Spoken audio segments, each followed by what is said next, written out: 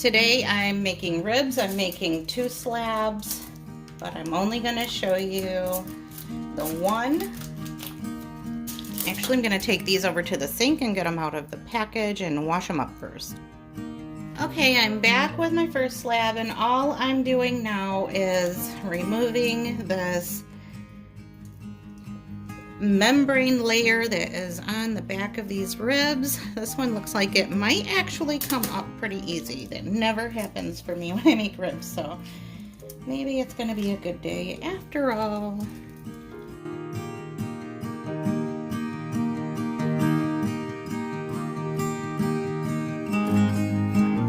Gotta wash my hands. All right, I am back with clean hands, and all I'm gonna do is season the one side liberally with some Slap Ya Mama. Then we'll flip them over and do the other side.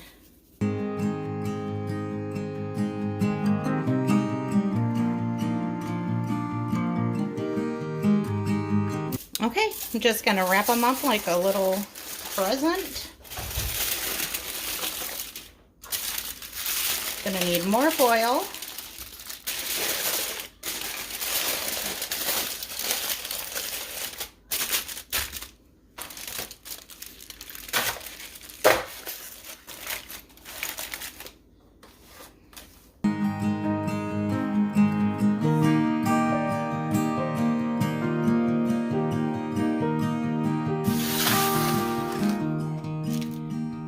Next, I have some chicken thighs that I'm going to prepare. And I have the chicken thighs with the bone and the skin, but I'm going to trim up some of the skin because there's a lot on there. Like, it totally wraps it up, and that's not what I want.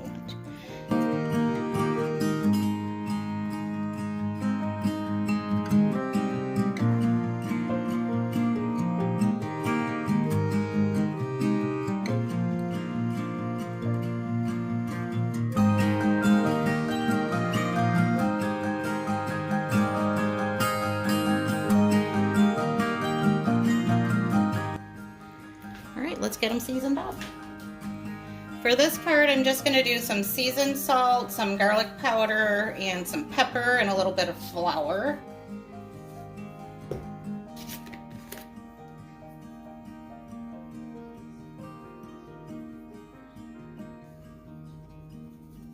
And you could just put this all into a Ziploc bag and shake it up if you wanted, but I already had the chicken in the bowl to get it trimmed up.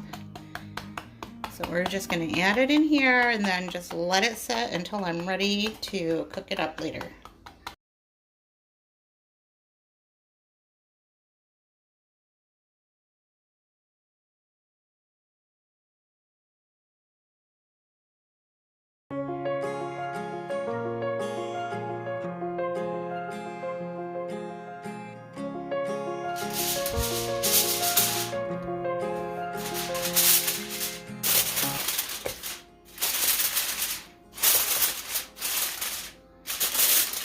Now I'm going to work on getting a quick, or an easy anyway. It won't be quick, it's going in the slow cooker, but it will be easy. I'm just going to chop up these red potatoes. I have a couple of russet potatoes that I'm also going to add to these just to make enough. So just using what's in the pantry and needs to be used up. So we're going to mix them.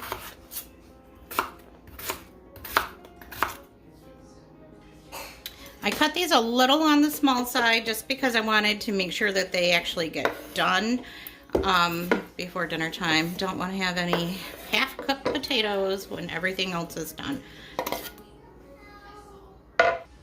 Okay, now I have my russet potatoes peeled, washed, chopped, all that good stuff. I peeled these because they just seem so dirty, so I didn't want to leave the skin on those. And next I'm just going to get these seasoned up. Most importantly, I'm going to add a bunch of butter to them. Okay, well, hold me back because we are down to 1.5 sticks of butter. Butter was on my grocery list and we did not receive our grocery order. We got someone else's.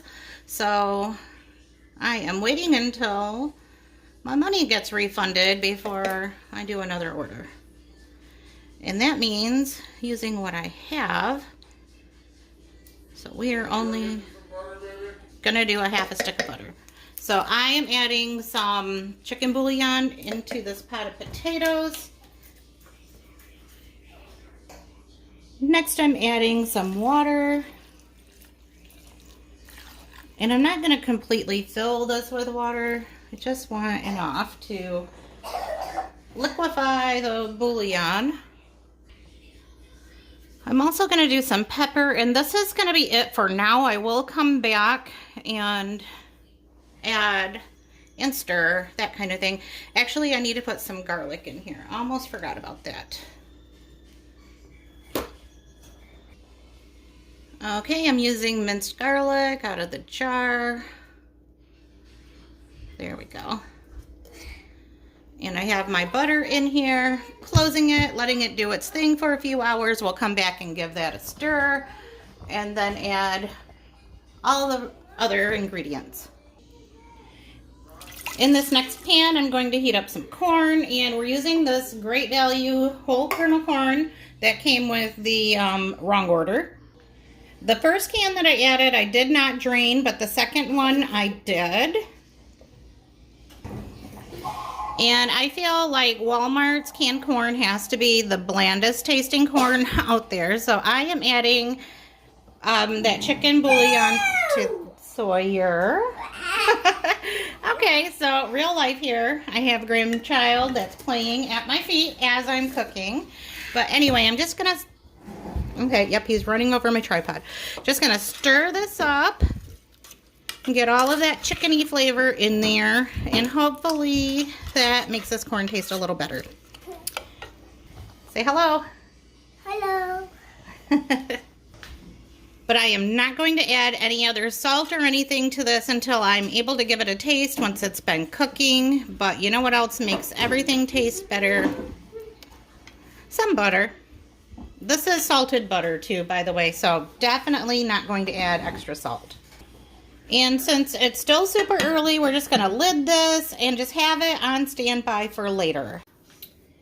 All right, these are a little overcooked because they're falling apart, but this side looks like it held together a little better. Let's see how long do they go. Okay, they're going back in the oven just to get nice and caramelized.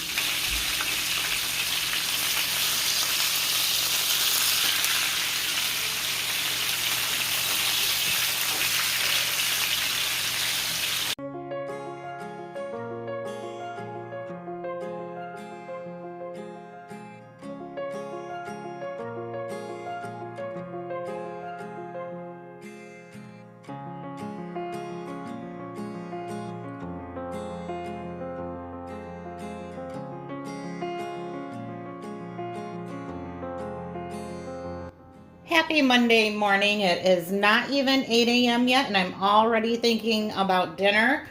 Not that I'm always hungry, but I'm always thinking about dinner because it's my job too. So I just like to be ahead of the game a little bit. And all I'm doing right now is cooking up some ground beef. I'm using 2 pounds and I'm seasoning it with some taco seasoning. We're going to have nachos later for dinner. So I just want to be a step of the game. Yeah, a step of the game, a step ahead. Anyway, when I get home from work tonight, I want to be able just to kind of assemble everything.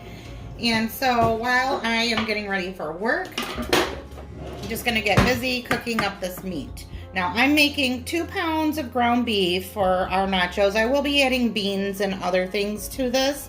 A lady I work with recently told me that she uses 1 pound of beef basically to feed like 25 people.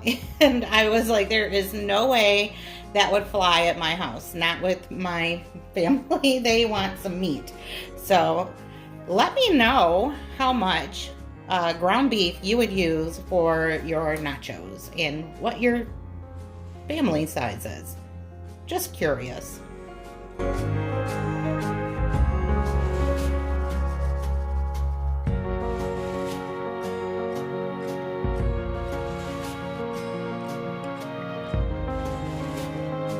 I ended up getting busy and staying over at work, so Bill finished up getting everything else ready and getting those nachos in the oven.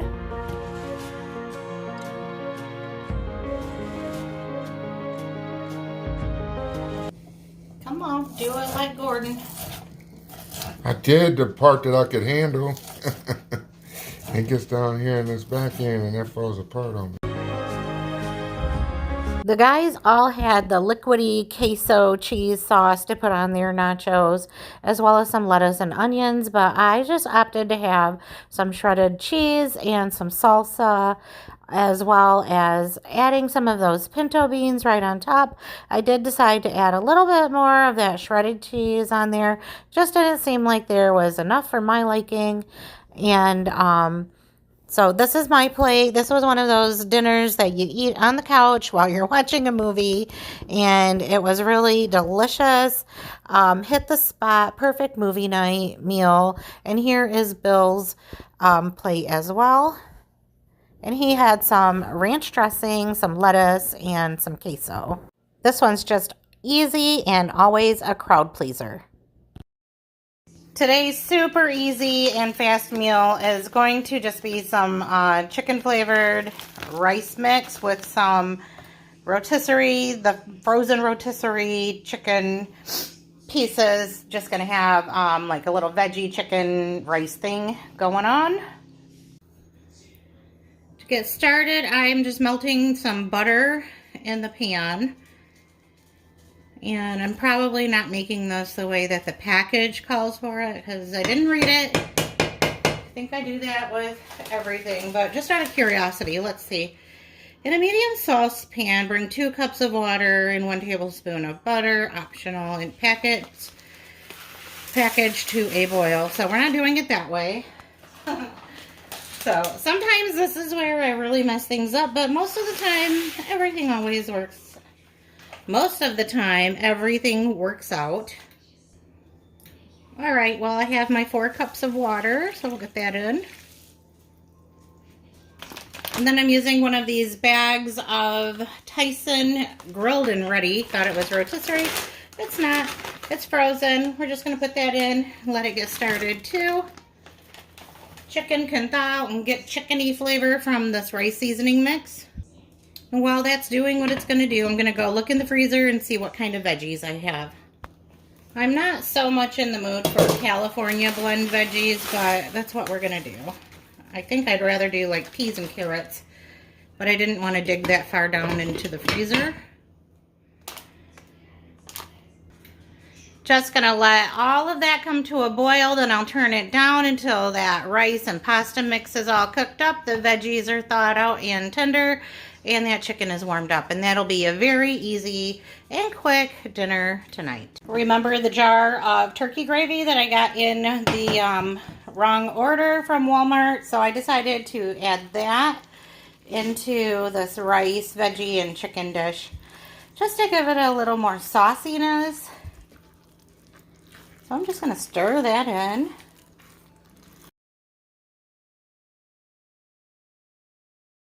I mean, it's not gourmet, but I think it's going to be good.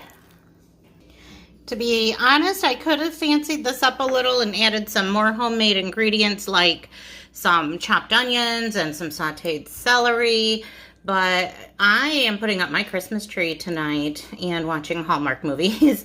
So I just kind of wanted something quick. I didn't even realize I was hungry, but I was like right in the middle of fluffing branches and I felt my tummy kind of growl and I was like, oh, I better go eat. But I just threw this together really quick on the fly and it is really good.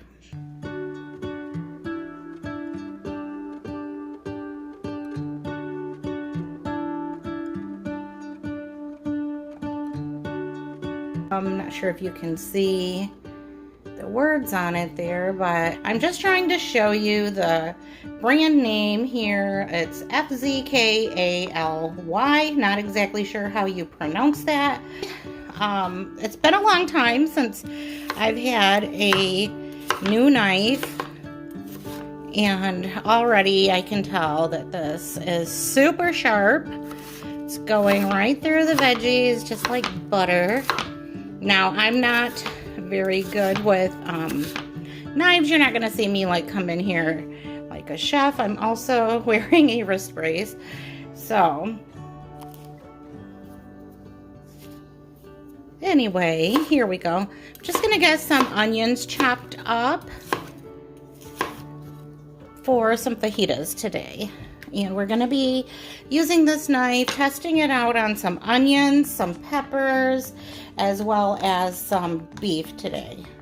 I'm making a lot of fajitas, so I'm going to use 4 onions today. Let me just get a bowl so I can put some of these onions in there as I get them cut. I'm just doing large slices like this for our fajitas. So far, I really like how sharp this knife is and that I don't have to put a lot of pressure, and I am working these days with a sore wrist.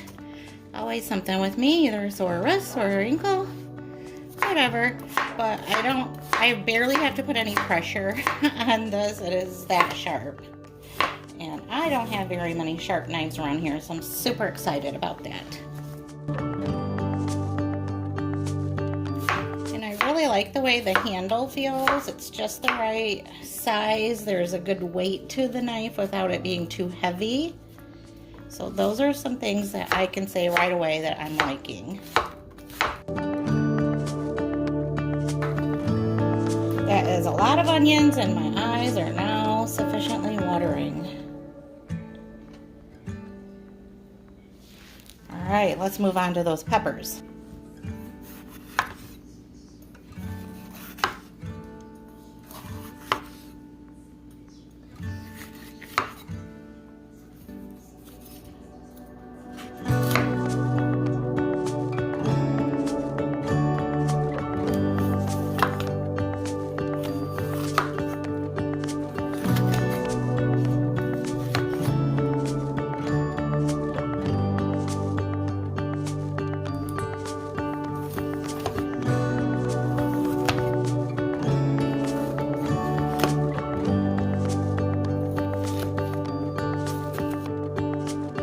Next, I'm going to get some of this chuck steak, thin sliced chuck steak, cut up into little strips. And the whole thing here will just come through like that.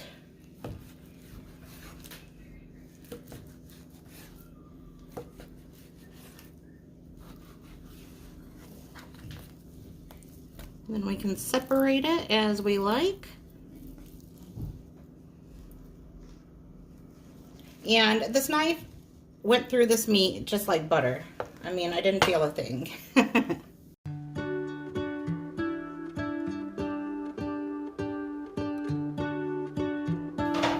right, I'm just gonna roll that around in there. Just try to get it all coated before I add my veggies.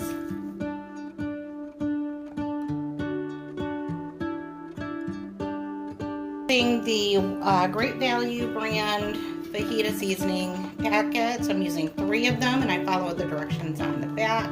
Just adding some water and some oil, and then pouring it over top. The directions on the package is for skillet preparation, but I'm sure it will be just fine.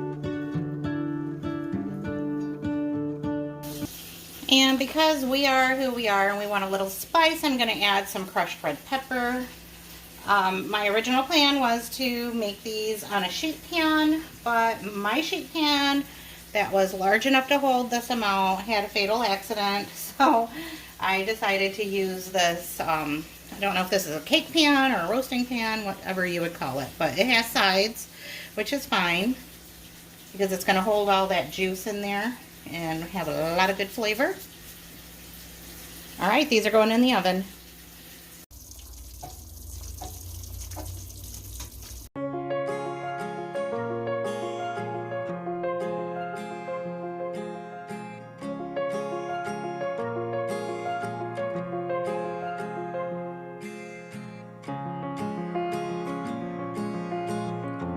Thank you so much for stopping by my channel, and if you enjoyed this video, be sure to hit the subscribe button so that you can see more videos like this one. I will see you in the next one. Bye.